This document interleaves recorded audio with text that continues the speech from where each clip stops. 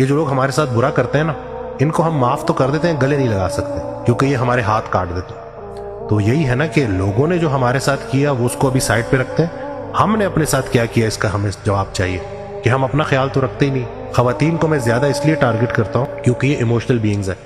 इनके अगर thoughts process नहीं होंगे, इमोशंस रेगुलेट नहीं होंगे, तो घर कभी भी नहीं बसेगा। इसलिए इनको अपने ऊपर काम करना है। 80% जो ऑटो इम्यून बीमारियां हैं वो खवातीन में होती हैं। क्यों? क्योंकि ये दूसरों का ख्याल रखती हैं, अपना नहीं रखती। तो अब ये जो लोग भी ये देख रहे हैं कि मियाँ बीवी, शोहर की जिम्मेदारी है कि वो बीवी को वो सुख दे जो वो डिजर्व करती, वो प्राइवेसी दे जो वो डिजर्व करती है। अगर वो इसको नहीं दे रहा, कल को वो गिला नहीं करेगा। आजकल जो डिवोर्स, तलाकें इतनी बढ़ चुकी हैं, क्यों बढ़ रही हैं? क्योंकि हम वो बेसिक एक माहौल जिसमें एक इंसान नशोनुमा पाता है, और बच्चों के लिए सबसे ज्यादा जरूरी है मुस्कुराती सेहतमंद माँ। अगर माँ ने ट्रॉमा देखा है